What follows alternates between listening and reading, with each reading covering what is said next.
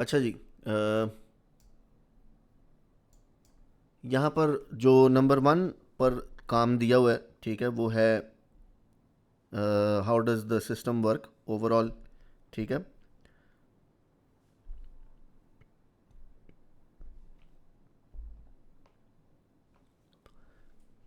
Overview of haematological system. अच्छा, अगर इसके ओवरव्यू की बात करें सिंपल वर्ड्स के अंदर, ये हेमेटोलॉजिकल सिस्टम जो है ना, ये ब्लड, बोन मैरो, ठीक है, लिम्फॉइड ऑर्गन्स, टिश्यूज़, इन सब का कॉम्बिनेशन जो है ना, इसको हम हेमेटोलॉजिकल सिस्टम कहते हैं। ठीक है। और इस सिस्टम में जो है ना, वो आपके पास मेनली जो सर्कुलेशन में रोटेट होने वाला फ्लूइड जिसे हम ब्लड कहते हैं, इम्यून सेल्स कहते हैं, ठीक है, वो सब कुछ इसमें इन्वॉल्व है। अच्छा, क्योंकि ब्लड ने सर्कुलेट करना होता है कार्डियोवैस्कुलर सिस्टम के अंदर, तो जो मेन फंक्शंस हैं वो इसके हेमेटोलॉजिकल सिस्टम के, वो ये है कि ऑक्सीजन, कार्बन डाइऑक्साइड, न्यूट्रिएंट्स और हार्मोन्स को ट्रांसपोर्ट किया जाए। अब ब्लड के अंदर क्योंकि आपके इम्यून सेल्स भी होते हैं, तो इम्यूनिटी वगैरह भी इसका रोल है, क्लॉटिंग करना ब्लड की, अगर जो आपका पेशेंट है वो ब्लीड कर रहा है तो, ठीक है। फिर ब्लड जो है ना, ये पीएच, फ्लूइड बैलेंस और टेम्परेचर भी रेगुलेट करता है, ठीक है ना। पेरिफ्रीज का, जैसे अगर सर्कुलेशन पुअर हो तो पेरिफ्रीज जो है ना वो कोल्ड हो जाती है ना, ठीक है। और ये कि अगर फॉर एग्जांपल सर्कुलेशन अच्छी हो तो हैंड्स और फीट भी वार्म रहते हैं, ठीक है। बाकी ब्लड का काम है इंटरनल एनवायरनमेंट को मेंटेन करके रखना, यानी इंटरनल होम्योस्टेसिस को स्टेबल रखना, ठीक है। तो ये इसके मेन फंक्शंस हैं। बाकी ये कि यहाँ पर ऑर्गन्स एंड स्ट्रक्चर्स जो इन्वॉल्व हैं इसमें आपके हेमेटोलॉजिकल सिस्टम में, वो दिए हुए हैं। तो मेनली बोन मैरो में प्रोडक्शन होती है ब्लड सेल्स की, चाहे वो किसी भी टाइप के ब्लड सेल्स हों, ठीक है। और वाइट ब्लड सेल्स हों, रेड ब्लड सेल्स हों, प्लेटलेट्स हों, जो भी हों। दूसरा ये कि जो लिम्फेटिक सिस्टम है आपका, वो लिम्फ वेसल्स और लिम्फ फ्लूइड से मिलकर बना होता है। टॉन्सिल्स जो है ना, वो एक एग्जांपल है लिम्फेटिक सिस्टम की, ठीक है। मिलकर ये हिमेटोलॉजिकल सिस्टम ओवरऑल बनता है, ठीक है। इसकी फिर स्टेम निकल आती है जिसे हम इम्यून सिस्टम कहते हैं। तो इम्यून सिस्टम इसी वीक जो है ना हम पढ़ेंगे। तो स्प्लीन भी है। स्प्लीन जो उसका काम है ब्लड को फिल्टर करना, डैमेज्ड आरबीसीज़ को जो है ना वो रिमूव करना सिस्टम से, प्लेटलेट्स वगैरह जो है ना उनको, डैमेज्ड आरबीसीज़ को और प्लेटलेट्स को स्टोर करना, ठीक है। ये पुराने आरबीसीज़ को तोड़ने में मदद करती है, जिससे ये कि आयरन और एल्ब्यूमिन, या जो हीम और ग्लोबिन का मॉलिक्यूल है ना, globin comes from albumin protein है, और हीम फ्रॉम आयरन, ठीक है। तो वो तोड़ के वापस सिस्टम में यूज़ हो जाता है, सही है। फिर थाइमस है। Thymus gland mainly T cells की मेच्योरेशन का काम करता है, यानी जो आपके इम्यून सेल्स हैं उनके साथ लिंक है। लिम्फ नोड्स बेसिकली ट्रैप करते हैं पैथोजेंस को, जिसकी एग्जांपल ऊपर भी दी हुई थी, आपका वो जो है टॉन्सिल्स, ठीक है। बाकी लिवर का काम है, ये प्लाज्मा प्रोटीन्स प्रोड्यूस करता है, आयरन स्टोर करता है, ये भी ब्रेक डाउन करता है आरबीसीज़ को जो डैमेज्ड हैं। और लिम्फॉइड टिश्यूज़ जो हैं वो मेनली काम करते हैं through out the body immunity में, ठीक है। पयर्स पैच कहते हैं इसको, ठीक है, जो कि लिम्फॉइड टिश्यूज़ के अंदर होते हैं।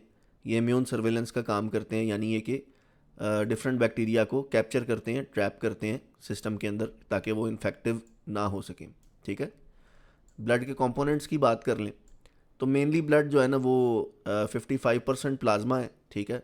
और जो बाकी है वो 45% तकरीबन फॉर्म्ड एलिमेंट्स हैं, जैसे आरबीसीज़ हैं, डब्ल्यूबीसीज़ हैं, प्लेटलेट्स हैं, ठीक है।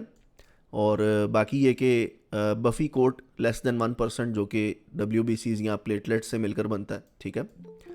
प्लाज्मा में मेनली पानी होता है, प्रोटीन्स होते हैं, ग्लोब्यूलिन, एल्ब्यूमिन, ठीक है ना, इस तरह की चीज़ें। फिर एंटीबॉडीज़ वगैरह भी इसमें ही होती हैं। Electrolytes, hormones, nutrients, gases, waste products सारे प्लाज्मा में ही मिक्स होते हैं, ठीक है। बाकी बफी कोट इसमें बता दिया कि डब्ल्यू की थोड़ी सी लेयर और प्लेटलेट्स की थोड़ी सी लेयर, ठीक है। बाकी फॉर्म्ड एलिमेंट्स क्या हैं, 45% R B Cs, W B Cs, और प्रॉपर वाले जो प्लेटलेट्स हैं वो होते हैं इसमें, ठीक है।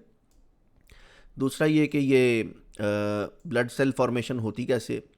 तो बोन मैरो जो है ना, जो कि रेड बोन मैरो है फ्लैट बोन्स का, वर्टिब्रे में, रिब्स में, स्टर्नम में, पेल्विस में, ठीक है, वहाँ पर ये सेल्स जो है ना मौजूद होते हैं, जिनको हम हेमाटोपोइटिक सेल्स कहते हैं, इनको स्टेम सेल्स के नाम से भी जाना जाता है, ठीक है।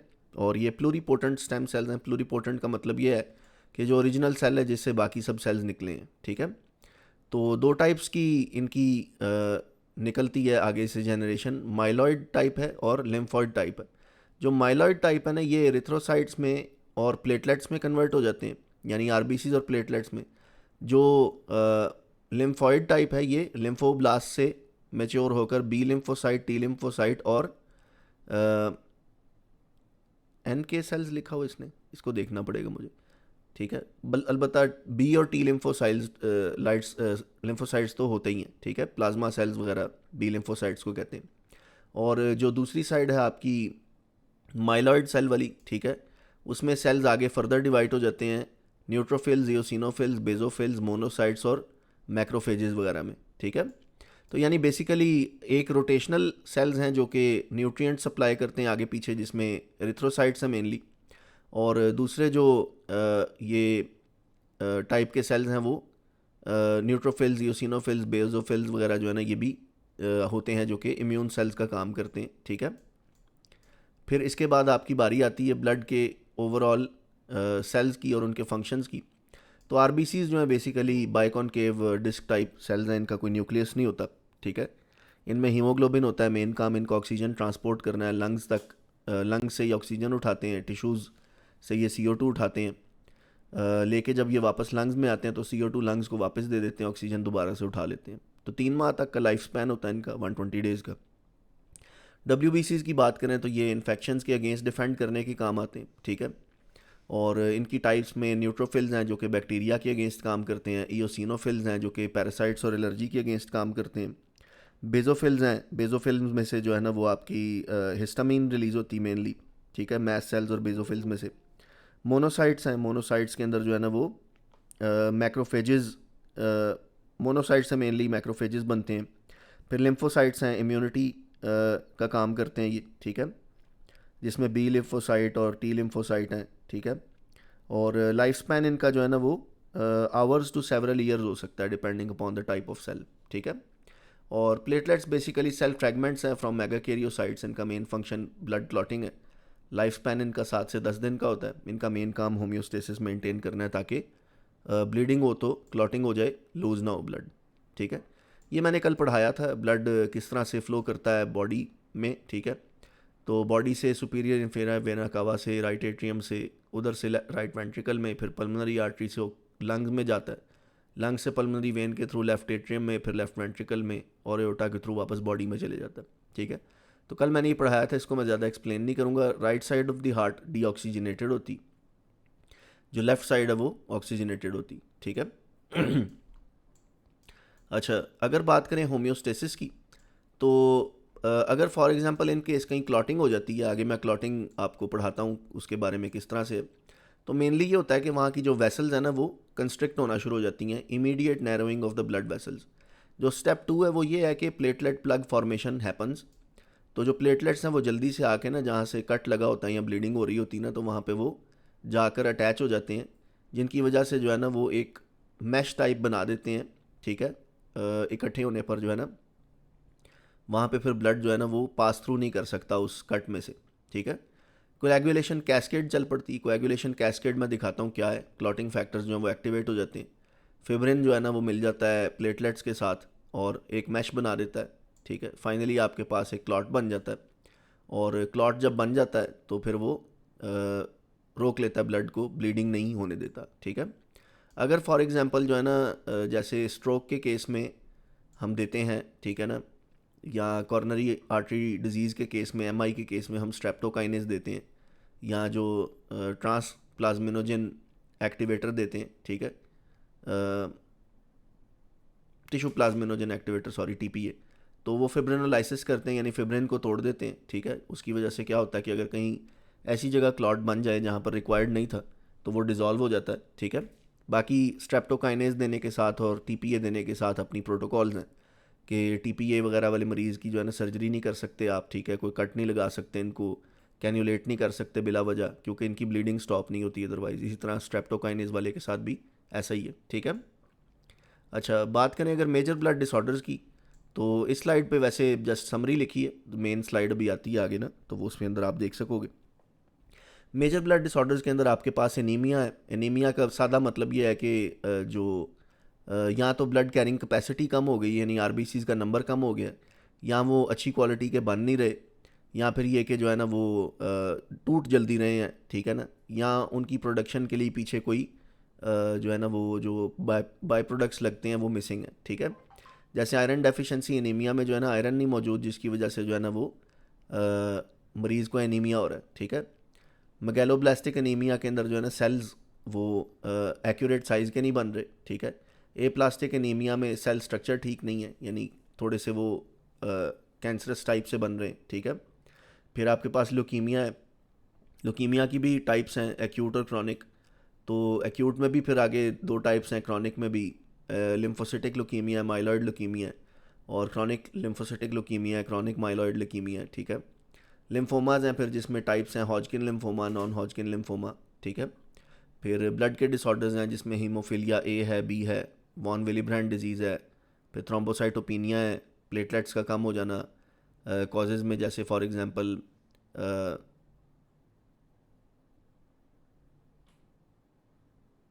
आईटीपी मुझे याद नहीं आ रहा, ये था इडियोपैथिक थ्रोम्बोसिटिक परप्यूरा करके इस तरह कुछ नाम है डिजीज़ का ना। फिर डीआईसी है, डिसैमिनेटेड इंट्रावेस्कुलर कोएगुलेशन है, ठीक है।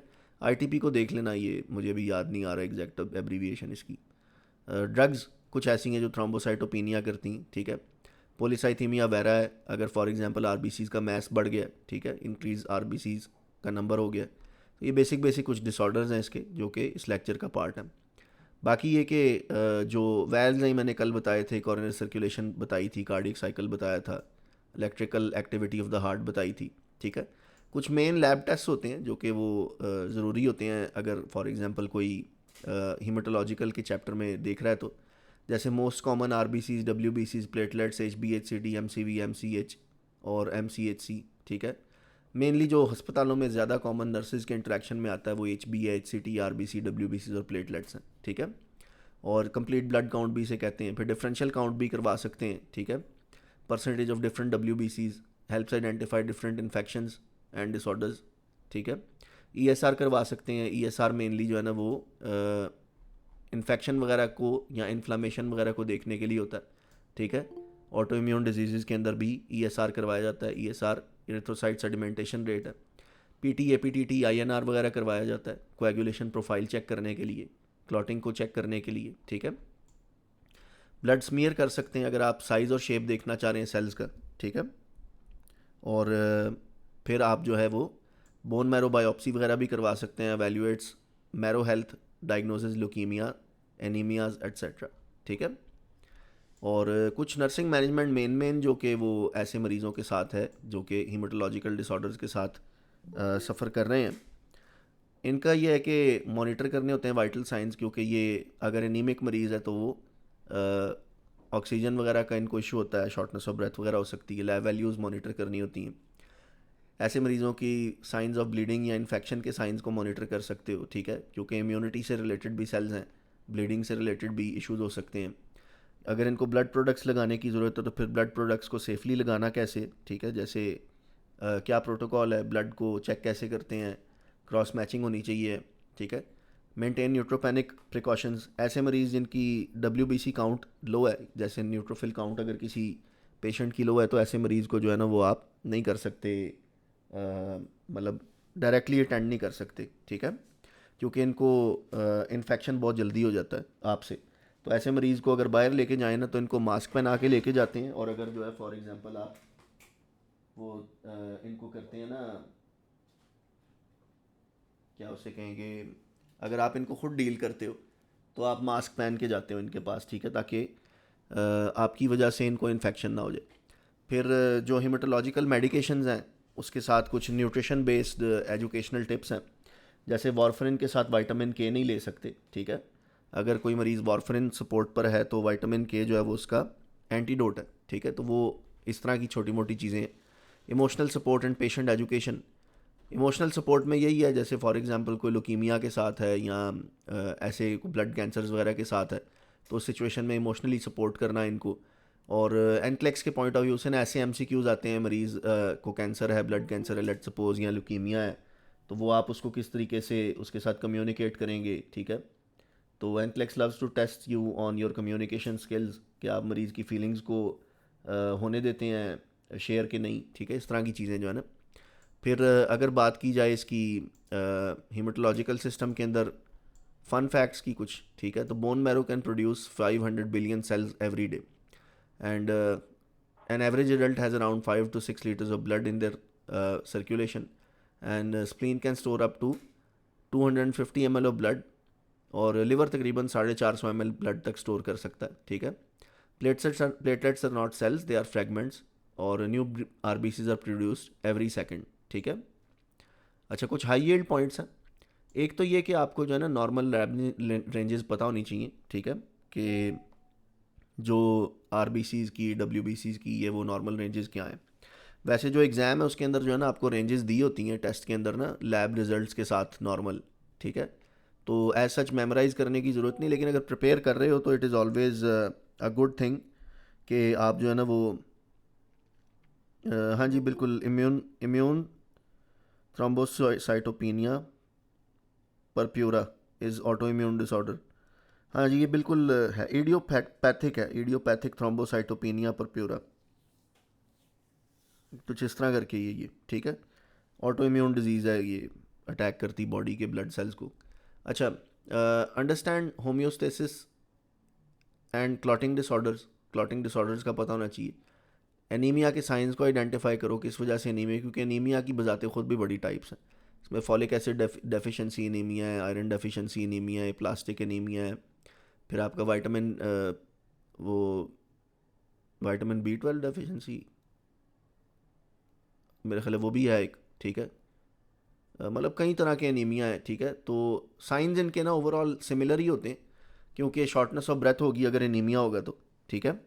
और मरीज़ जो है ना वो फटीग्ड फील करता है, पेल नज़र आता है, ब्लड सेल्स अगर हाई क्वालिटी नहीं है आरबीसीज तो। फिर इसके बाद आपके पास अगर ब्लड ट्रांसफ्यूजन कर रहे हो तो ब्लड ट्रांसफ्यूजन के लिए आपको जो है ना वो ये ज़रूरी है कि आपका जो पेशेंट है ना वो हो सेफ़ ट्रांसफ्यूजन हो उसका, ठीक है। ब्लड का रेट प्रॉपर एडजस्ट करना, ठीक है, वो ज़रूरी। और इसके बाद बात करें apply nursing interventions and patient teaching, ठीक है, वो आप कर सकते हो जो आपने सीखनी है आज। तो ये तो जनरल एनाटमी फिजियोलॉजी थी, थोड़ा सा ओवरव्यू था, ठीक है। अभी हम लोग डायरेक्टली मूव करते हैं ज़रा क्लॉटिंग पे, ठीक है।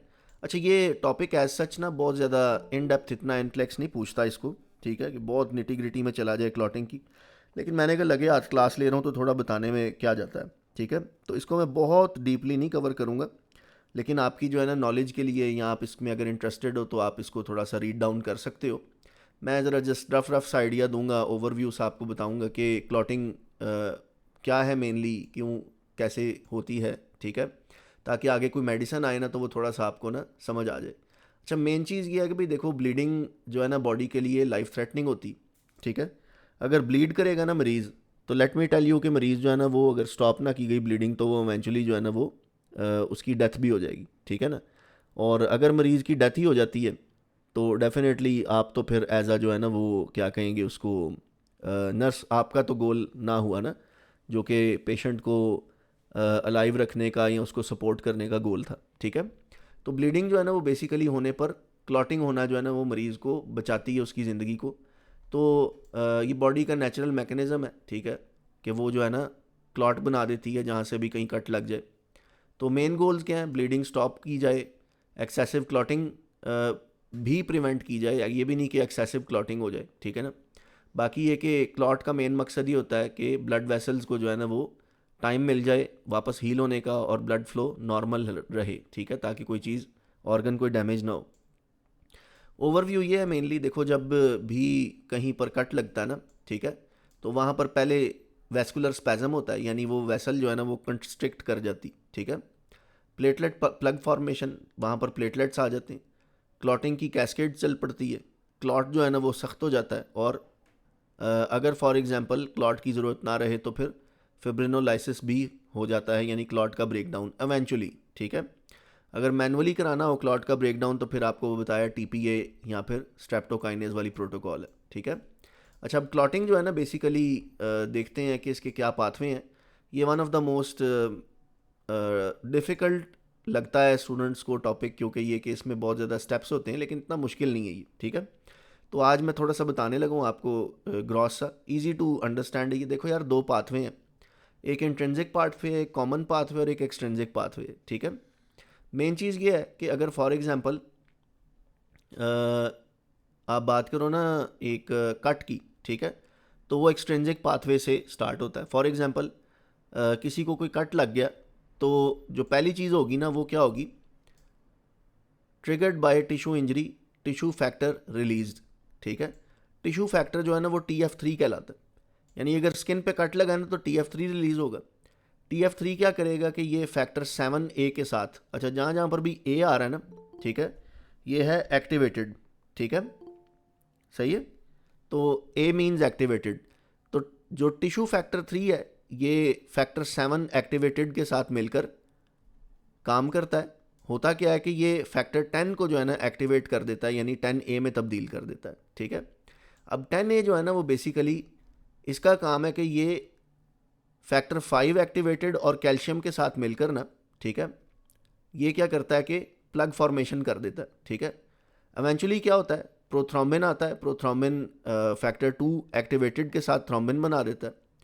थ्रोम्बिन बनने से क्या होता है कि फिब्रिनोजिन जो कि फैक्टर 1 है, ये कन्वर्ट हो जाता है फैक्टर 1 एक्टिवेटेड में, यानी फिब्रिन में। फिब्रिन बेसिकली क्या करता है कि ये फैक्टर 8 एक्टिवेटेड के साथ मिलकर एक क्लॉट बना देता है, ठीक है। तो अब ज़ाहिर है डेफिनेटली ये एक पहली दफ़ा में तो समझ आने से रहा, लेकिन मेन चीज़ ये है कि ये टोटल आपके पास ना जितने भी फैक्टर्स हैं, बात शुरू होती है फैक्टर 3 से। 3 7 एक्टिवेटेड के साथ मिलकर 10 को भी एक्टिवेट कर देता है। 10 वो फैक्टर है जो कि 5 के साथ मिलकर और कैल्शियम के साथ मिलकर प्लेटलेट प्लग बना देता है, ठीक है। प्रोथ्रोम्बिन एक्टिवेट हो जाता है थ्रोम्बिन में, उसकी वजह से फिब्रिनोजन एक्टिवेट हो जाता है फिब्रिन में, और फिब्रिन जो है ना वो फैक्टर 8A के साथ मिलकर क्लॉट बना देता है, ठीक है। बाकी इंट्रिंसिक पाथवे में क्या हो रहा होता है उस टाइम पे, अगर फॉर एग्जांपल ब्लड जो है ना किसी भी डैमेज सरफेस के साथ इन कांटेक्ट आता है, तो ये अक्सर औकात जो है ना वो DVT वाले मरीज़ जो होते हैं ना, जिनके ब्लड क्लॉट होना शुरू हो जाता है टांगों में ही, ठीक है, आपको ना अपने आप से सवाल पूछना चाहिए कि यार ब्लड क्लॉट क्यों होना शुरू कर देता है, ठीक है। देखो जो वेन्स है ना, जो वेरिकोज वेन्स वाले मरीज़ होते हैं, उनके अंदर जो है ना वेसल ना मूव अबाउट नहीं करता मरीज़ ना ज़्यादा, ठीक है। तो यहाँ खड़ा रहता है कॉन्टीन्यूसली, तो ब्लड का फ्लो उतना अच्छा नहीं होता, ब्लड एक जगह स्टे करता है। कहीं पर भी ब्लड स्टे करेगा ना तो वो जो ब्लड सेल्स है ना वो इवेंचुअली डैमेज होंगे, क्योंकि ब्लड जो है ना स्टे करने के लिए नहीं बना, ये मूव करने के लिए बना है। जब ब्लड जो है ना वो डैमेज सरफेस के साथ कांटेक्ट में आता है तो फैक्टर जो 12 है वो एक्टिवेट हो जाता है। ये क्या करता है कि ये 9 को एक्टिवेट कर देता है। 9 एक्टिवेट हो तो ये उसको एक्टिवेट कर देता है, क्या कहते हैं, ये बनता है जी आपका फैक्टर 9A। ये 11 है, 12 11 को करता है, ठीक है। 11 जो है वो 9 को छेड़ देता है, 9 एक्टिवेट हो जाता है। 9 एक्टिवेट होता है तो ये फैक्टर 8 और कैल्शियम मिलकर प्लेटलेट प्लग बना देते हैं और 10 फिर एक्टिवेट होता है। यहाँ पर आपको ना एक चीज़ कॉमन नज़र आएगी, 10 और 10 का एक्टिवेट होना, ठीक है। जहाँ पर भी 10 और उसका एक्टिवेशन है ना, ये देखो दोनों के एंड पे ना फैक्टर 10 एक्टिवेट हो रहा है, ठीक है, इधर भी और इधर भी, ठीक है। By the end of the day intrinsic pathway हो या फिर एक्सट्रिंसिक पाथवे हो, फैक्टर 10A एक्टिवेट हो रहा है। वंस फैक्टर 10 एक्टिवेट हो जाता है तो ये फैक्टर 5 के साथ और कैल्शियम के साथ और प्लेटलेट्स के साथ मिलकर प्लग बना लेता है, ठीक है। तो ये ओवरऑल आपका जो है ना वो क्लॉटिंग कैस्केड है, ठीक है। अच्छा, ये एनक्लेक्स एग्जाम में नहीं आती, जस्ट क्योंकि ये टॉपिक चल रहा है तो मैंने इसलिए जो है ना आपको इसकी थोड़ी फिजियोलॉजी बता दी है। अगर आपको ये याद नहीं होती तो इतनी बड़ी कोई इशू नहीं है, ठीक है। इतने जो है ना वो डीप फिजियोलॉजी जो है ना वो एनक्लेक्स एग्जाम कवर नहीं करता, ठीक है। लेकिन जस्ट जनरल नो होनी चाहिए, क्योंकि जो फैक्टर 10 एक्टिवेटेड है ना, कुछ ड्रग्स इस पे काम करती हैं, कुछ फैक्टर 3 पे काम करती हैं, ठीक है। तो अगर आपको ये थोड़ा सा आइडिया होगा ना इसका, तो आपको पता चल जाएगा कि कौन सी ड्रग है या किस तरह से काम कर रही, ठीक है। अच्छा, मेन चीज़ ये है कि देखो यहाँ पर ना दिखाया इन्होंने कि ब्लड लीक होना शुरू हुआ तो क्या हुआ कि वेजो कंस्ट्रिक्शन हो गई इमीडिएटली, प्लेटलेट्स आए फ़ौरन से उसने एरिया के अंदर प्लेटलेट्स ने रश डाल दिया, ठीक है। प्लेटलेट्स ने जो है क्या किया कि अपनी शेप चेंज कर ली, ठीक है।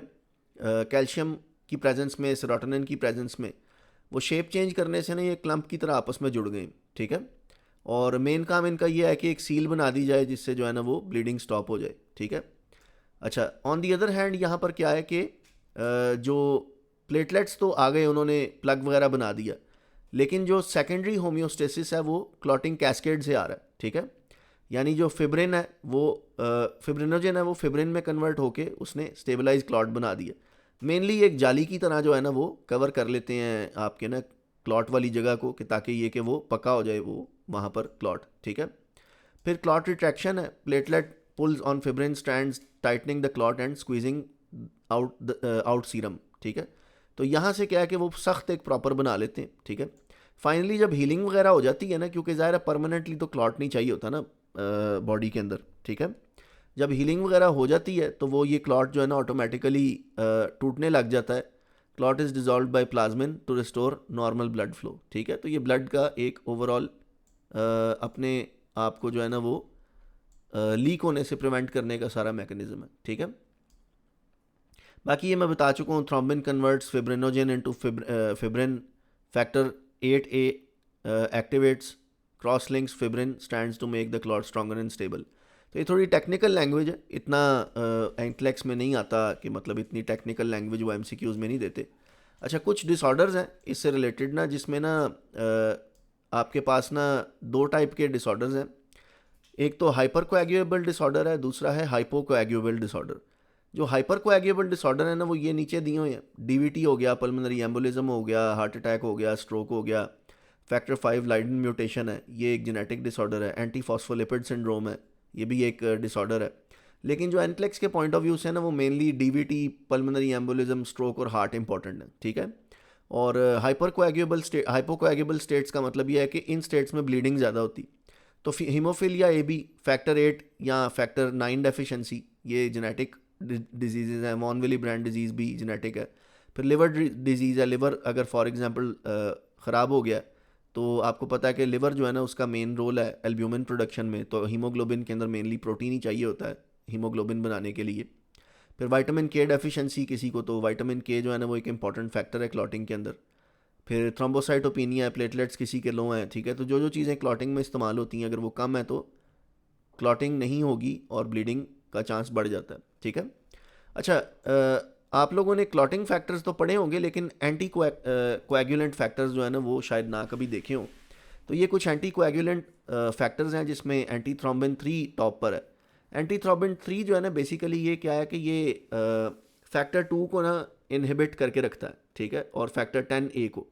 मेनली इसका काम ये है कि खून जो है ना आपकी ब्लड जो बॉडी के अंदर चल रहा है ना, ये चलते चलते क्लॉट ना हो जाए, ठीक है।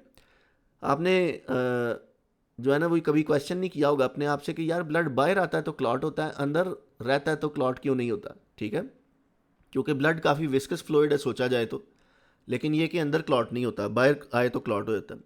बाहर जो है ना आपके पास एंटी थ्रोम्बिन 3 नहीं होता, ठीक है ना, क्लॉटिंग कैस्केड को रोकने के लिए। जो एंटी थ्रोम्बिन 3 है ये थ्रोम्बिन के अगेंस्ट काम करता है, ठीक है। तो थ्रोम्बिन बेसिकली वो फैक्टर था ना जो कि एक्टिवेट हो जाए तो वो फिब्रिनोजन को फिब्रिन में कन्वर्ट करवाता है, ठीक है। बाकी प्रोटीन C है, प्रोटीन S है, ये इनएक्टिवेट करते हैं फैक्टर्स 5A और 8A को, ठीक है। यानी जहाँ जहाँ पर भी क्लॉटिंग अगर होती है ना और वो फैक्टर्स अगर इनएक्टिवेट कर दिए जाएँ तो ऑटोमेटिकली क्लॉटिंग स्टॉप हो जाएगी, ब्लीडिंग बढ़ जाएगी, ठीक है। फिर आपके पास टिश्यू फैक्टर 7A है कॉम्प्लेक्स, अगर फॉर एग्जांपल ये भी नामौजूद हो तो ब्लड क्लॉट करने लग जाता है। फिर प्रोस्टासाइक्लिन है, ठीक है, PG1 और नाइट्रिक ऑक्साइड है, ये प्लेटलेट एग्रीगेशन नहीं होने देते। प्लेटलेट एग्रीगेशन का मतलब है प्लेटलेट्स को इकट्ठा नहीं होने देते क्लॉट वाली साइड पे, ठीक है। कुछ ये मेडिसिन में भी यूज़ होते हैं, ठीक है, क्लॉटिंग वगैरह को रोकने के लिए। कुछ ड्रग्स हैं जो कि अफेक्ट करती हैं क्लॉटिंग को, जिसमें हेपरिन आती है। हेपरिन बेसिकली एंटी थ्रोम्बिन 3 के इफेक्ट्स को बढ़ा देती। अभी पढ़ा ना कि एंटी थ्रोम्बिन 3 एक एंटी कोएगुलेंट है नेचुरल, तो हेपरिन दोगे तो मरीज़ की जो बॉडी है ना उसमें एंटी थ्रोम्बिन 3 बढ़ जाएगा। दूसरा वार्फरिन है, वार्फरिन बेसिकली क्या करती कि विटामिन K के अगेंस्ट काम करती। अगर आप विटामिन K दे दोगे ना मरीज़ को तो वार्फरिन का इफेक्ट ख़राब हो जाएगा, ठीक है। फिर एपेक्सेबान है या रिवॉक्सेबान है, ठीक है, ये दोनों भी जो हैं वो एंटीकोएगुलेंट ड्रग्स हैं। और फिर आपके पास एस्प्रिन है, one of the most common anticoagulants. इसका मेन काम ये है कि ये प्लेटलेट एग्रीगेशन रोक देती है, यानी प्लेटलेट्स को इकट्ठा नहीं होने देती। अच्छा, कुछ दवाइयाँ जो कि थ्रोम्बोलिटिक्स कहलाती हैं, ठीक है। थ्रोम्बोलिटिक वो है जो कि जो है ना क्लॉट बन गया, अब उसको तोड़ने के लिए किया जा रहा है। एल्टीप्लेज जैसे टिश्यू प्लाज्मिनोजन एक्टिवेटर टीपीए का बता रहा था, स्ट्रेप्टोकाइनेज है, यूरोकाइनेज है, ठीक है। ये वो हैं एंजाइम्स हैं जो कि जो है ना बने हुए क्लॉट को तोड़ देते हैं, ठीक है।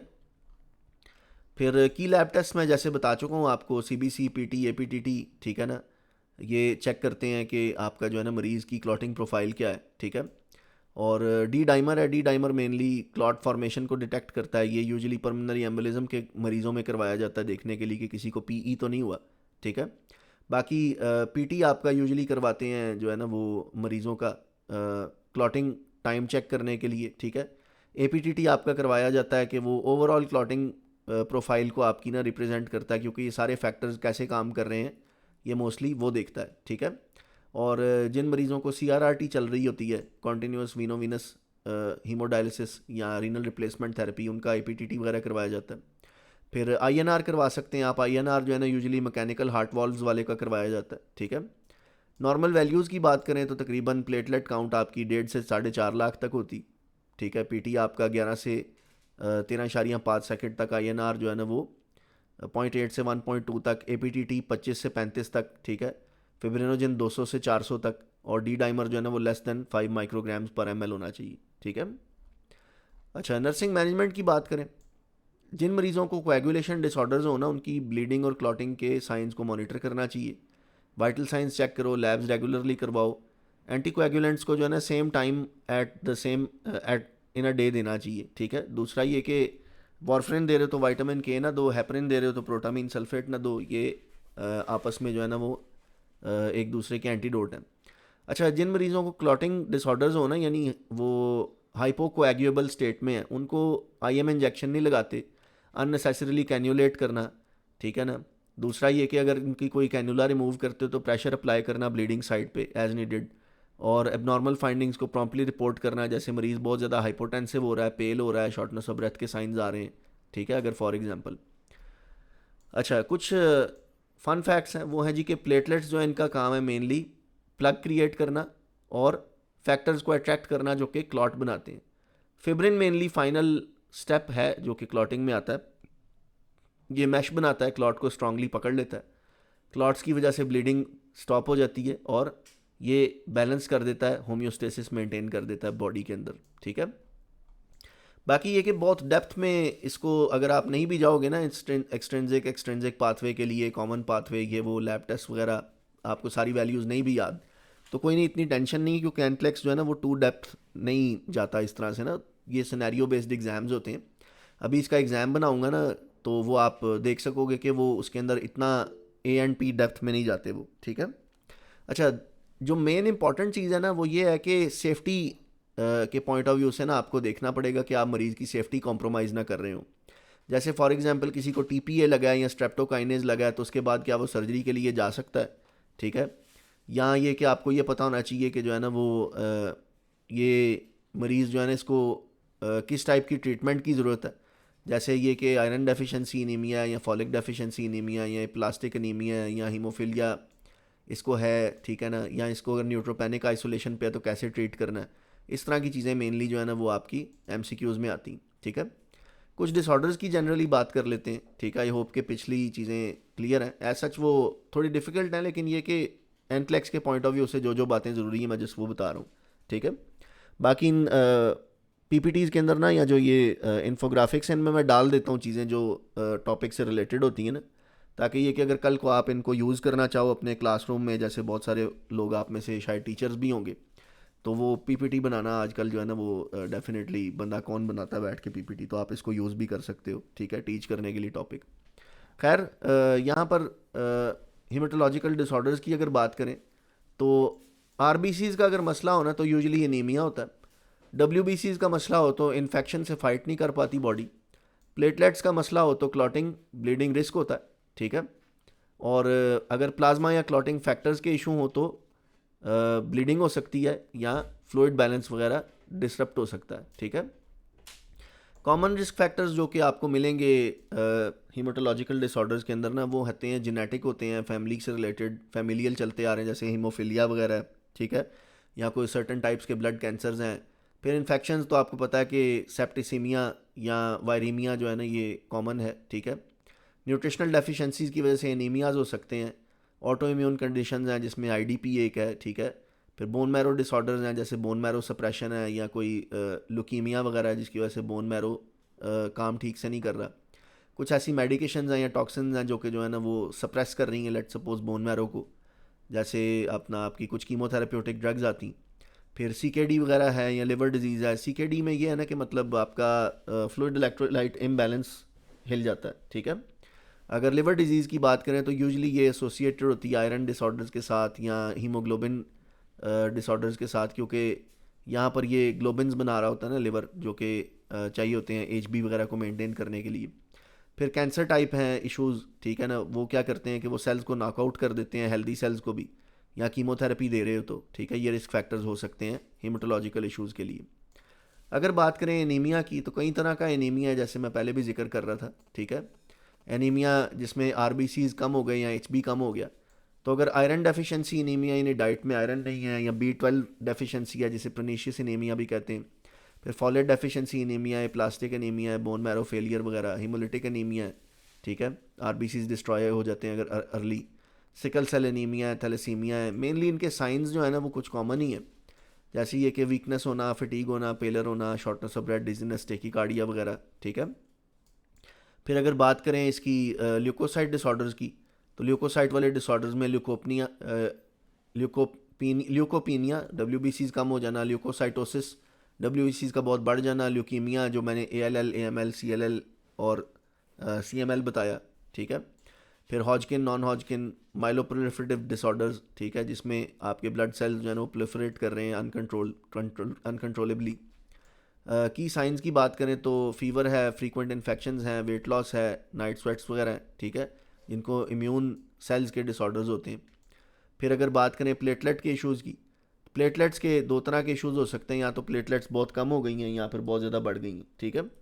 कम हो गई हैं तो उसे थ्रोम्बोसाइटोपिनिया कहते हैं, बढ़ गई तो थ्रोम्बोसाइटोसिस कहते हैं। और ये है जी ITP, थ्रोम्बोसाइटोपेनिक परप्यूरा, इन्होंने इम्यून लिखा हुआ है लेकिन आई थिंक ये इडियोपैथिक है। फिर TPP है, थ्रोम्बोसिटिक थ्रोम्बोसाइटोपिनिया पेनिक परप्यूरा, तो ये दो टाइप्स हैं इसकी, ITP TPP, ठीक है। फिर इनमें मेनली ये होता है कि मरीज़ को जल्दी से जो है ना वो नीला, जिसको कहते हैं ना नील पड़ जाना, इजी ब्रोजिंग, पट्टी की जगह जगह जो है ना वो छोटे छोटे लाल पर्पल से निशान बन जाना, ब्लीडिंग गम्स, ठीक है, और प्रोलॉन्ग ब्लीडिंग, इस तरह की चीज़ें ये प्लेटलेट डिसऑर्डर्स के साथ आती हैं।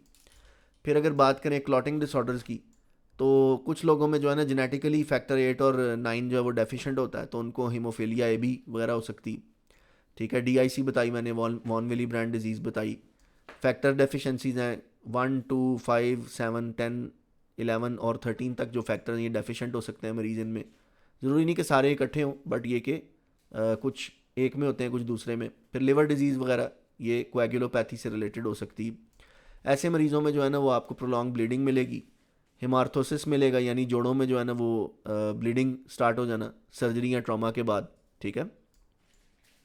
अच्छा, अगर बात करें बोन मैरो डिसऑर्डर्स की, तो बोन मैरो में से अगर जो है ना वो सेल्स ही ठीक नहीं बन के आ रहे, तो आपका जो है ना एप्लास्टिक एनीमिया, माइलोडिस्प्लास्टिक सिंड्रोम्स वगैरह हो सकते हैं, ठीक है। माइलोफाइब्रोसिस हो सकता है, मल्टीपल माइलोनोमा हो सकता है, माइलोमा हो सकता है, बोन मैरो फेलियर सिंड्रोम्स वगैरह हो सकते हैं।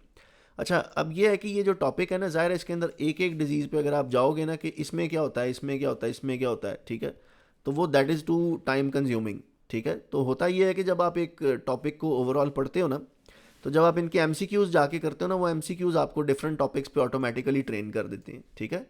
तो डेफिनेटली अगर एक एक डिसऑर्डर को हम पढ़ना शुरू करेंगे, जैसे for example iron deficiency anaemia को ही उठा लें, तो उसकी ज़ाहिर अपने कॉजेज़ हैं, ट्रीटमेंट है प्रॉपर, उसकी जो है ना वो नर्सिंग टीचिंग्स हैं। तो मेनली जो ओवरऑल मेथड है ना वो ये है कि अगर कोई चीज़ कमी हो रही है तो वो कमी पूरी कर दो, कोई चीज़ ज़्यादती हो रही तो उसको स्टॉप करने के लिए उसके अगेंस्ट मेडिसिन दे दो या इंटरवेंशन कर लो, ठीक है। अच्छा, डायग्नोस्टिक अप्रोच मैंने पहले भी बताई है, मेनली यही है। अगर एनीमियाज़ की बात करें तो फिर आयरन स्टडीज़ भी करा सकते हो, B12 फोलेट लेवल्स भी करा सकते हो। बाकी bone marrow studies, aspiration biopsy वगैरह करवा सकते हैं, ठीक है।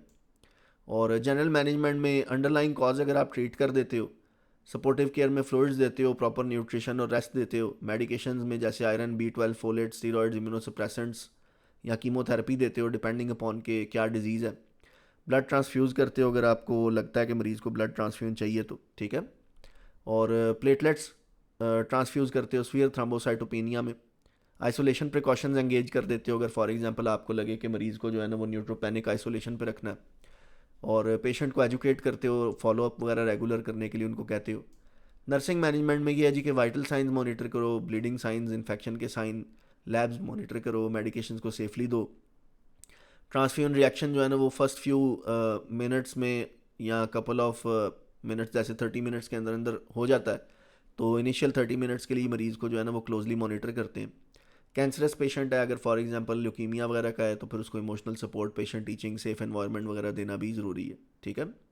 बाकी रेड फ्लैग्स क्या हैं क्लॉटिंग इश्यूज़ के अंदर? अनकंट्रोल ब्लीडिंग हो रही है, सीवियर इन्फेक्शन है जिसकी वजह से हाई फीवर हो रहा है, शॉर्टनेस ऑफ ब्रेथ है मरीज़ को, चेस्ट पेन है, सीवियर फटीक, डिजीनेस, या यूरन में या स्टूल में ब्लड आ रहा है, ठीक है, या जो पिटिकी है या परप्यूरा है वो स्प्रेड कर रहा है, यानी वो जो नील वगैरह पड़ा हुआ है, जो रेड रेड निशान है स्किन पे, इसका मतलब ये कि इंटरनल ब्लीडिंग हो रही, ठीक है।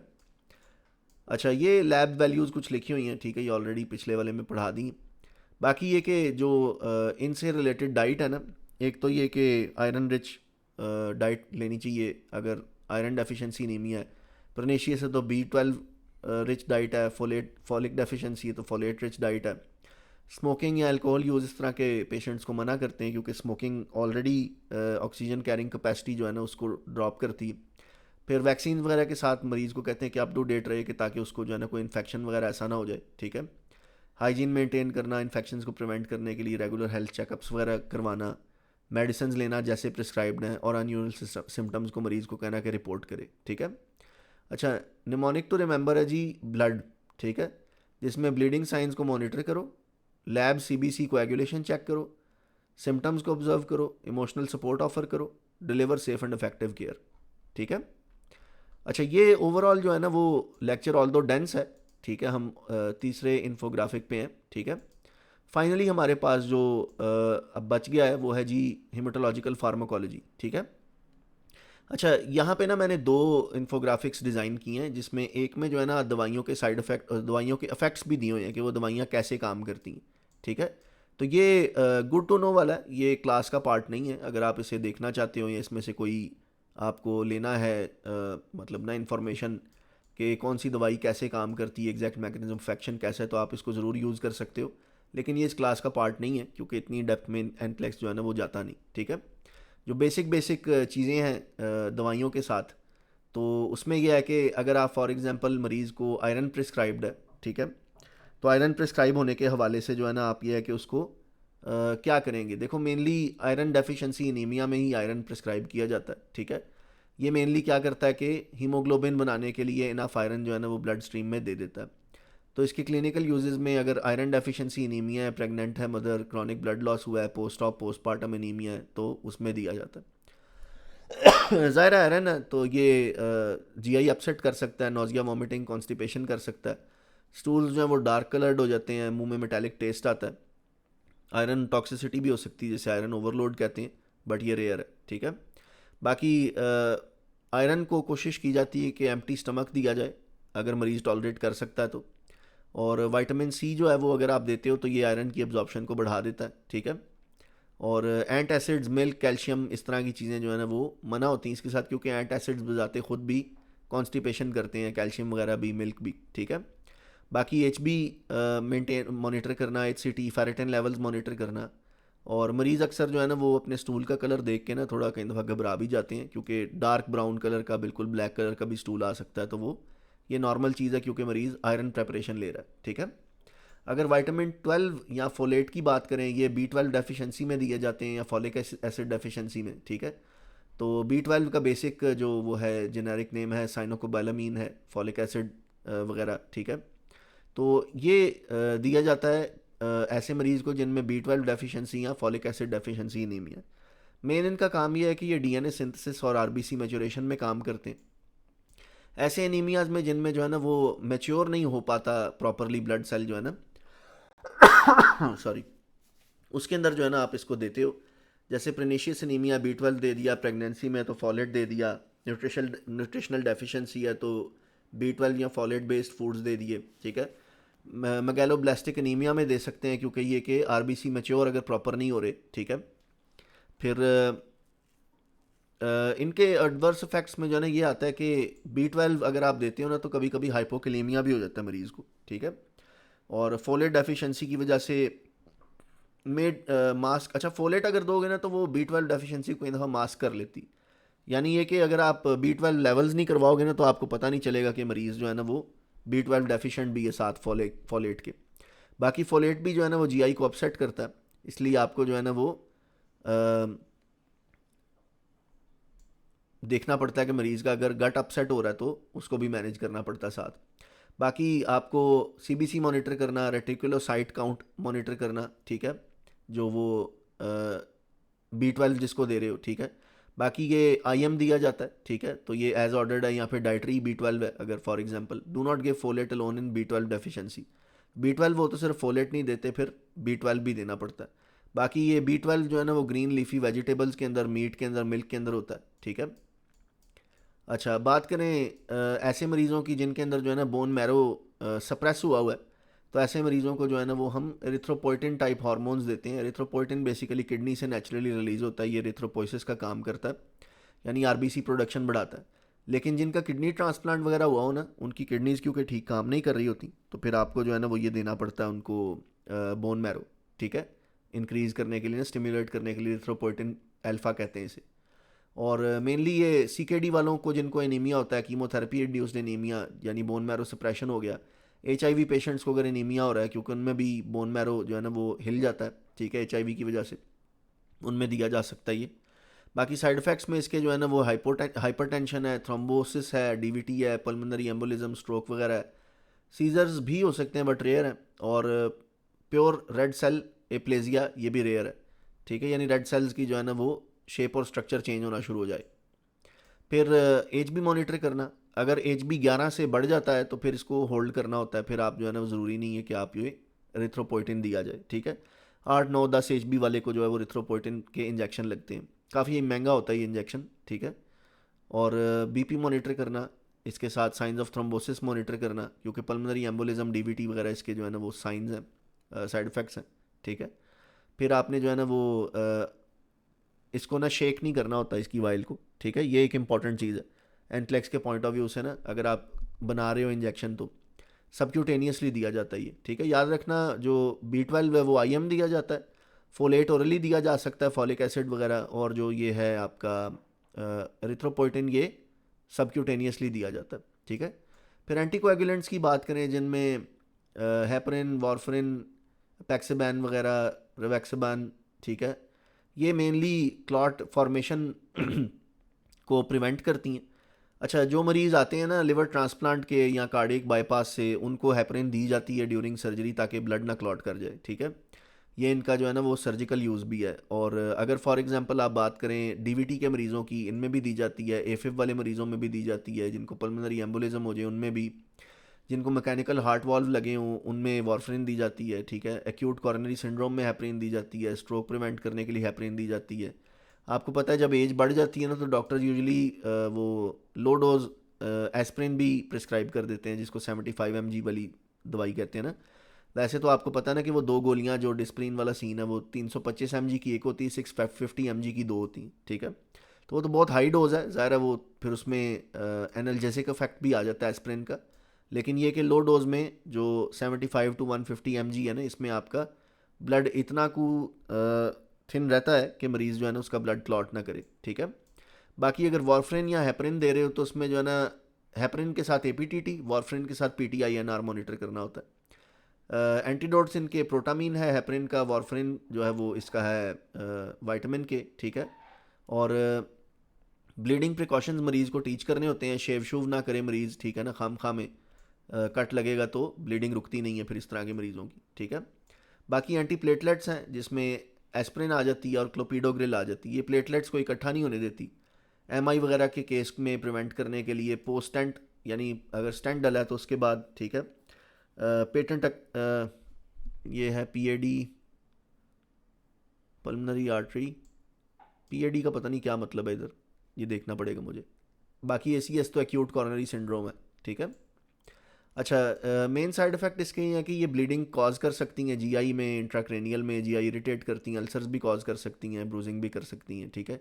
एस्प्रिन टाइप मेडिकेशंस जो है ना, एंटी प्लेटलेट या क्लोपिडोग्रिल वगैरह, एस्प्रिन को खाने के साथ देना चाहिए ताकि ये कि गट ब्लीडिंग ना हो जाए। और ब्लीडिंग के साइंस असेस करने चाहिए, गम स्टूल यूरिन में ना आ रही हो, एब्रप्टली एकदम बंद नहीं करते, सीबीसी मॉनिटर करते हैं अगर प्रोलॉन्ग थेरेपी पे चल रही तो, ठीक है। अच्छा, फिर बात करते हैं फिब्रिनोलिटिक्स की। अच्छा, फिब्रिनोलिटिक्स मैंने बताई थी, एल्टीप्लेज, स्ट्रेप्टोकाइनेज, ठीक है, टीपीए वगैरह, ये वो है। ये बेसिकली प्लाज्मिनोजन को एक्टिवेट कर देती हैं, ठीक है। प्लाज्मिन के अंदर, प्लाज्मिन जो है ना क्लॉट तोड़ देता है, ठीक है। जैसे वहाँ पर थ्रोम्बिन था ना, थ्रोम्बिन जो है वो क्लॉट बनाता था, तो ये कि ये प्लाज्मिन तोड़ता है, ठीक है, ये उसके ऑपोजिट काम करता है। एक्यूट एमआई हुआ है किसी को, स्ट्रोक हो गई तो टीपीए दे सकते हो। मैसिव पल्मोनरी एम्बोलिज्म है, उसमें दिया जा सकता है, ये डीवीटी में दिया जा सकता है। मसला ये है कि ये ब्लीडिंग करने लग जाते हैं मरीज़ बहुत जल्दी। अगर ब्लीडिंग होगी तो हाइपोटेंशन होगी, कुछ मरीज़ एलर्जिक भी होते हैं इस तरह की दवाइयों को, ठीक है। बाकी स्ट्रिक्ट कॉन्ट्राइंडिकेशन चेक है, ब्लीडिंग रिस्क ना हो मरीज़ को देने से पहले, न्यूरोस्टेटस उसका चेक कर लो, ठीक है।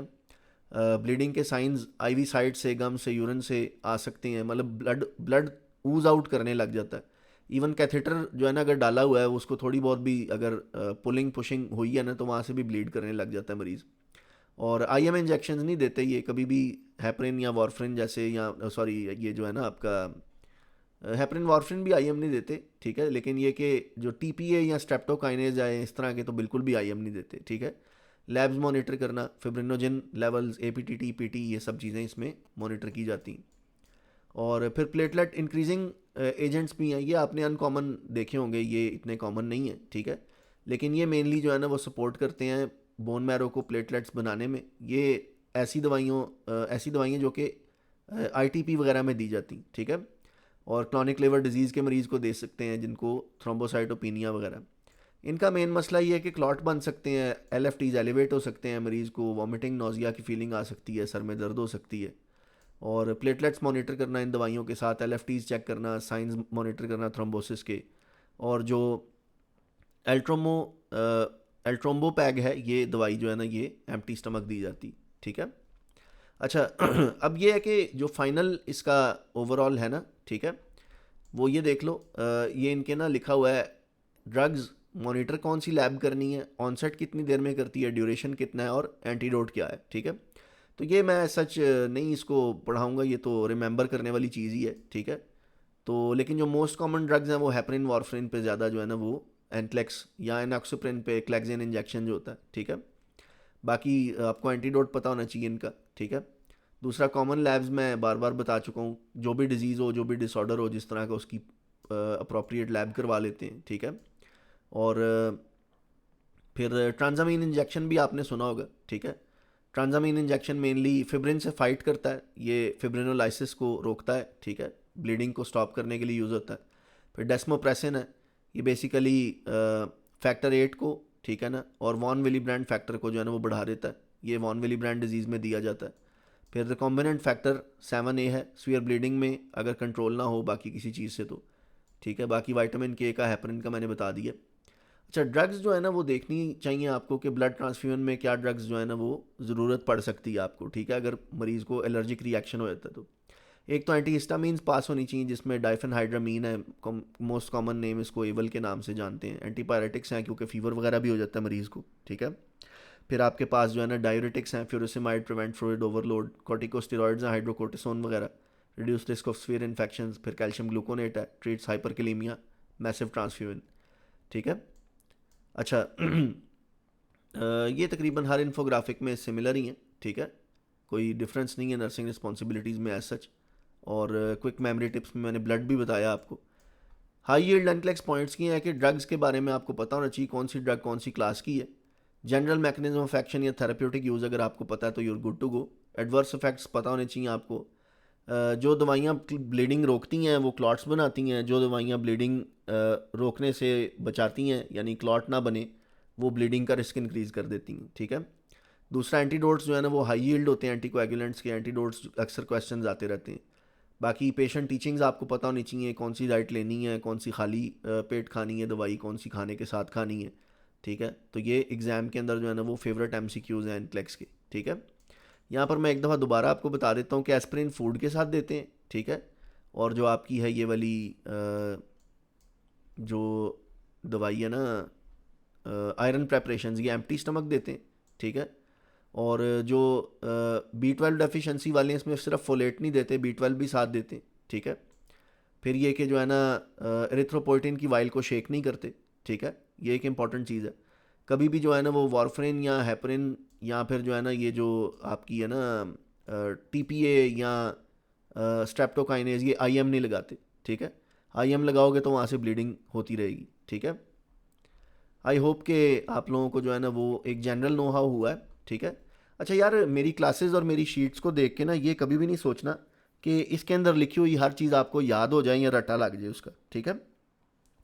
तो जेन में ना अगर एक जनरल ओवरव्यू है, एक जनरल आइडिया आपको आ गया ना तो वो गुड इनफ है, ठीक है। ऐसे मत सोचो कि यार ये एक एक वर्ड टू वर्ड मुझे याद हो जाए, या कुछ स्टूडेंट जो है ना वो सोच रहे हैं कि अब मैं ये बैठ के जो है ना वो एक एक चीज़ अपने नोट्स में लिखूंगा, ऐसा कुछ नहीं है। अगर आप इनको सुन लेते हो, आपको एक जनरल नो हाउ है, ओवरऑल आइडिया है, तो आप क्वेश्चंस ना कर पाओगे, ठीक है। क्योंकि ये कि ये कभी भी आपको पूरी की पूरी याद नहीं होगी। अगर आपका गोल इनको याद करना है ना तो याद करने का गोल फिर वो अलग है, एनक्लेक्स पास करने का गोल अलग है, ठीक है। तो इनको याद नहीं करना होता। जब आपके सामने सवाल आए ना तो वो सवाल आता है तो आप जो है ना वो अगर उसके बारे में थोड़ा सा सोच के जो है ना वो जवाब दे लेते हो ना तो दैट इज़ गुड इनफ, ठीक है। PAD, हाँ, पेरिफेरल आर्टरी डिजीज़ है, थैंक यू। और दूसरा ये कि जो है ना sir heparin 1 cc IM TDS advice होती है, रीज़न 1 cc IM यार डिपेंड है ना, डोज पे डिपेंडेंट है, ठीक है। लाइक फॉर एग्जांपल अगर आप बात करो ना 1 cc की, तो ये जो है ना आपके वो बनते हैं आई थिंक, क्योंकि ये इसकी जो प्रेपरेशन आती है ना हेपरिन की, ये आती है 5 ml की होती है ना, तो 25,000 यूनिट होते हैं उसमें, तो ये 5,000 यूनिट्स वगैरह दी जाती, ठीक है। तो लगने को तो क्लैक्सिन भी लगता है आपका ना, सब क्यों लगता है, ठीक है। तो मुझे चेक करना पड़ेगा, मैंने कभी IM लगाई नहीं है टू बी ऑनेस्ट, हेपरिन जो है ना।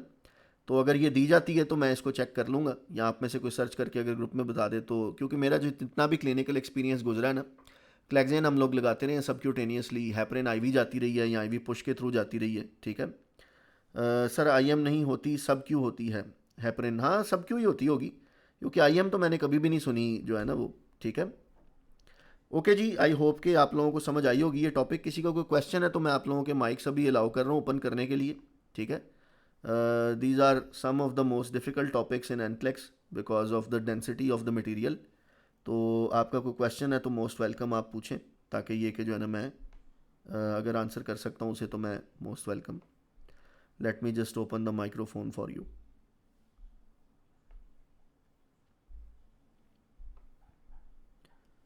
हाँ जी, कोई कुछ कहना चाह रहा?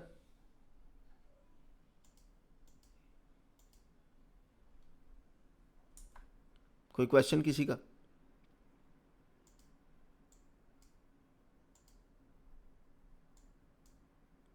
या सब क्लियर है?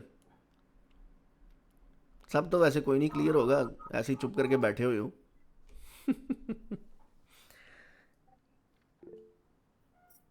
किसी का कोई क्वेश्चन है तो पूछ लो, नहीं तो फिर हम सेशन एंड करते हैं। थैंक्स सर, बहुत अच्छा लगा आपकी क्लास में आके। चलो अजीज़, मुझे भी बहुत अच्छा लगा आप क्लास में आए हो। अच्छा, जो स्टूडेंट्स एनरोल होना चाहते हैं वो मुझे कांटेक्ट कर लें क्लास के बाद ना, ठीक है। व्हाट्सएप नंबर मेरा दिया होता है यूजुअली इन चीट शीट्स के ऊपर, अगर आप क्लास में आए हो तो आपको पता चल जाएगा उस पर, ठीक है।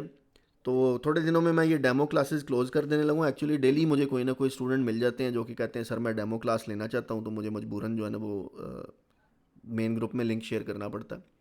खैर, कोई क्वेश्चन किसी का नहीं है तो अच्छी बात है। इससे यही पता चलता है कि तुम लोगों को हर चीज़ समझ तो नहीं आई होगी, लेकिन अब जाके पढ़ोगे इसको और एमसीक्यूज़ करोगे तो फिर आप लोगों को जो है ना वो कॉन्सेप्ट्स क्लियर होंगे, ठीक है। दूसरा ये कि ये चीज़ ध्यान में रखनी कि ये क्लासेस जो है ना मियरली ले लेने से ना एक दिन में सारी की सारा टॉपिक बिल्कुल क्लियर नहीं होता। ये आप जो है ना इधर से क्लास लेते हो, अगले दिन टेस्ट देते हो, टेस्ट जो है ना वो अच्छा नहीं अगर होता तो रैशनल पढ़ते हो, उसके बाद आपका साथ साथ प्रोसीजर जिनका चल रहा है उनका प्रोसीजर चल रहा है, क्लासेस ले रहे हैं, टेस्ट दे रहे हैं, रैशनल्स पढ़ रहे हैं।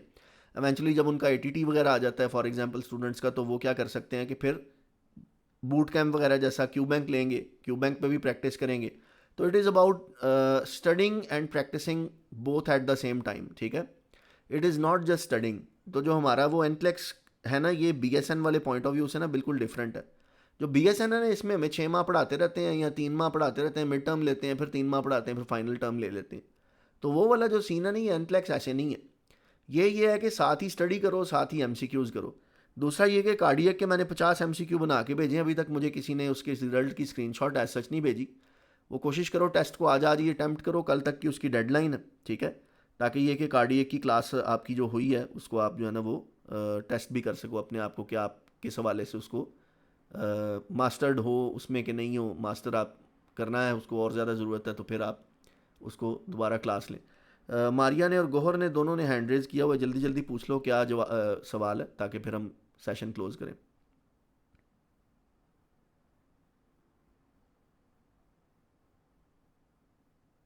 हाँ जी मारिया, कोई क्वेश्चन है? वालेकुम सर। सर ये इस टॉपिक के अलावा अगर मैं अपनी नॉलेज के लिए कोई क्वेश्चन पूछना चाहूँ पूछ सकती हूँ? जहाज़ का इंजन के बारे में ना हो बस, बाकी पूछो। नहीं नहीं नहीं सर, एक्चुअली आज हमने एक कोड रन करवाया। एडन का कोड था और उसमें पेशेंट का bleed हुआ ना, उसमें हमने ये टीपीए लगाया था। और मतलब अब पेशेंट ब्लीड कर रहा है तो उसमें हमें पता चल रहा है कि वो पेशेंट के रिवाइवल चांसेस बहुत कम है। तो फिर हम्म। भी उन्होंने मेटालिस्ट लिखवाया और साथ में उसके फिर उन्होंने हमें बताया कि एक एक्सटेंड कोड जो है ना वो हमने रन करना है इस पेशेंट का। तो क्या उसको मतलब मेटालिस्ट लगवाना इंपॉर्टेंट था उस वक्त, और पेशेंट उस वक्त मैसिव ब्लीड भी कर रही? नहीं, ये ज़्यादती है और बेवकूफ़ी है एक ब्लीडिंग मरीज़ को टीपीए लगा दिया जाए। क्योंकि ये कि अगर फॉर एग्जांपल उसका ब्रेन बच जाता है तो ऑर्गन्स जो है ना वो फारग हो जाएंगी। समझ आ रही बात की? क्योंकि पेशेंट ऑलरेडी ब्लीड करना स्टार्ट हो गया। इतना मैसिव उस वक्त ब्लीड नहीं था, लेकिन ड्यूरिंग टीपी जब उसका मेटालिस्ट लगा उसके बाद तो पेशेंट का फिर ब्लड तो रुका ही नहीं, हाँ, फिर तो 300 चिल हो गया ना। प्लस उसका फिर तो ये चिल मॉल मेटालिस्ट हो गया ना। था, तो पॉइंट फिर ये है कि कम ब्लड। जब ब्लीडिंग ऑलरेडी एक्टिव हो रही हो तो उसमें टीपीए लगाना कॉन्ट्राइंडिकेटेड है, ठीक है। बेशक आप ब्रेन को ही क्यों नहीं बचाना चाहते, मसला ये है कि ब्रेन बचेगा कैसे जब बाकी ब्लीडिंग नहीं रुकेगी तो, ठीक है। क्योंकि हाइपॉक्सिक इंजरी हो जाएगी ब्रेन को, न्यूरोनल एक्सोनल डैमेज हो जाएगी। जब वो हो गई तो मरीज़ जो अगर बच भी गया, लेट सपोज किसी तरीके से ब्लीडिंग रोक भी ली गई, वैसे टीपीए दे के रुकती नहीं है, ठीक है। तो एग्जैक्टली। ये रॉन्ग है, ठीक है। और बहुत सारी उसके आपकी अलावा क्लिनिकल जो प्रैक्टिस में ना चीज़ें होंगी एक्सटेंड। जो कि जो है ना वो ऑथेंटिक नहीं होती। जब मैं आईसीयू में काम कर रहा था ना, तो एक डॉक्टर जो है ना जो कि न्यूरो सर्जन ही था, वो आया मरीज़ के पास ना, तो मुझे पता था मरीज़ ब्रेन डेड है ये वो सब कुछ ना, तो आया तो उसने प्रिस्क्राइब कर दिया एक सीटी स्कैन। तो मैंने कहा सर मरीज़ ही ब्रेन डेड है, सीटी स्कैन दोबारा इसका क्या करवाना है? कहता नहीं यार वो अस्पताल आए हुए हैं, उन्हें पता चलना चाहिए कि हमने कुछ किया। तो ठीक है, ये भी एक सीन होता है। तो मैं सोच रहा सर था कि जनरली मेटल या सॉरी आप बात कर रहे हो मेटल या फिर डीपी लगाने के बाद एक एक्सटर्नल उनकी कोड का उन्होंने अनाउंस किया कि अब हमने 60 मिनट का या 40 मिनट का, आई डोंट नो, मतलब एक वो करना है यार सीपीआर। मारिया उसके ठहर बाद जो ज़रा, वो एक मिनट वो ठहर जो, करना होगा। एक मिनट ठहर जो, मैं तुम लोगों को ना एक स्टोरी सुनाता हूँ, उसके बाद ना क्लास एंड करते हैं, ठीक है। वो ना जंगल में ना शेर की डेथ के बाद ना उन्होंने कहा कि यार अब जंगल का राजा किसको बनाए, ठीक है। तो वहाँ पे ना सारे जानवरों ने ना बंदर की तरफ इशारा किया, ठीक है। तो उन्होंने मिलके सारों ने ना बंदर को बना दिया राजा, ठीक है। अब ना वहाँ पर ना गधे को चोट लगी जंगल में, तो गधा जो है ना वो तड़प रहा था दर्द से और चोट से ना, तो गधा बिल्कुल मरने वाला हो गया ना। तो सारे जानवरों ने मिलकर कहा कि बंदर जी आप कुछ करें ना, अब आप तो जंगल के राजा हैं। तो बंदर जो है उसने ये किया कि वो अपना कभी एक टहनी से छलांग मार के दूसरी पर, कभी उससे छलांग मार कर तीसरी पर, कभी फिर पहली टहनी पर छलांग मार के, कभी फिर दूसरी पर। खैर 15-20 मिनट वो ये करता रहा, ठीक है ना। खैर आखिरकार गधा मर गया, ठीक है। तो जंगल वालों ने जो है ना वो बंदर को कहा कि ये आपने क्या किया। कहते यार ਤੁਹਾਡੇ ਸਾਹਮਣੇ ਭੱਜ ਦੌੜ ਤੇ ਬੜੀ ਕੀਤੀ है, ठीक है, ਹੁਣ नहीं बचिया तो की हो सकता है। तो मतलब कहने का मकसद ये है कि ये फैमिली को दिखाने के लिए उन्होंने एक टहनी से दूसरी पर, दूसरी टहनी से पहली पर लाजमी किया होगा। लेकिन ये है कि 60 मिनट्स का कोड ऐसे मरीज़ का बनता नहीं है जो मरीज़ ऑलरेडी ब्लीड कर रहा हो, ऊपर से उसको टीपीए लगा के। यानी पहले तो चलो वो वैसे भी नहीं बच रहा क्योंकि ब्लीड कर रहा है, फिर उसको लगा दिया जाए टीपीए ताकि वो और ब्लीड करे, फिर उसके बाद 60 मिनट उसकी छाती पे कूदा जाए, तो फिर बचा गया। ठीक है, एक्सक्यूज मी। जी जी सर बोलें। इसमें ये तो इसका तो एक वो मेरा एक क्वेश्चन था, आपने पढ़ाया था कि फेरस सल्फेट जो है वो हम एम्प्टी स्टमक देते हैं, और मैंने आज ही एनीमिया का टॉपिक पढ़ा तो बूट कैम्प की वीडियो में उसमें उन्होंने बताया कि एनीमिया में हम लोग फेरस सल्फेट जो है वो विद मील देते हैं और विद विटामिन सी, ताकि क्योंकि इसके साइड इफेक्ट में जो है एडवर्स इफेक्ट में पेशेंट को नोजिया होता है, वॉमिटिंग होती है फेरस सल्फेट जब पेशेंट ले रहे होते हैं। तो ये थोड़ा सा कंफ्यूजन है, ये ये मैंने देखो अभी थोड़ी देर पहले ये देखो टॉपिक पढ़ा। लिखा जी हुआ है हाँ, इफ़ टॉलरेटेड, ठीक है। अच्छा, इफ टॉलरेटेड। वैसे इसकी जो फेरस सल्फेट या जो हम जो भी वो देते हैं आयरन, उसकी इंडिकेशन तो विद मील ही है, विद विटामिन सी। जी तो जी एक्चुअली विटामिन मैं सी लिखा हुआ है, लेकिन इफ़ टॉलरेटेड दे सकते हैं, कोई ऐसी बहुत ज़्यादा वो नहीं है, एब्सोलूट कॉन्ट्राइंडिकेशन नहीं है, ठीक है। बट ये कि अगर टॉलरेट नहीं हो रहा तो definitely go with food and also take it with orange juice और समथिंग, ठीक है। Good input, very good. कोई और क्वेश्चन किसी का? अच्छा लगता है यार जब पढ़ लिख के लोग आते हैं क्लास में, वेरी गुड। क्यों भाई, कोई और सवाल किसी का? तो इसलिए भाग दौड़ ना करो ज़्यादा, कोशिश करो मरीज़ों को जो है ना वो अगर मर रहे हैं तो उन्हें आसानी से फिर मर जाने दो। ये बात सुनने में थोड़ी सी अजीब सी लगती है, लेकिन ये है कि पीसफुल डेथ भी जो है ना वो नर्सिंग केयर में ही आता है, ठीक है। बाकी खैर हमारी सुनी किधर जाती है, अस्पतालों के अंदर डॉक्टर ने कह दिया कि मरीज़ की छाती पे नाचना है तो फिर 60 मिनट नाचना ही है कोर्ट में, ठीक है। ओके जी, thank you for coming to the class today. I hope you learn something. Okay, खुदा हाफिज़।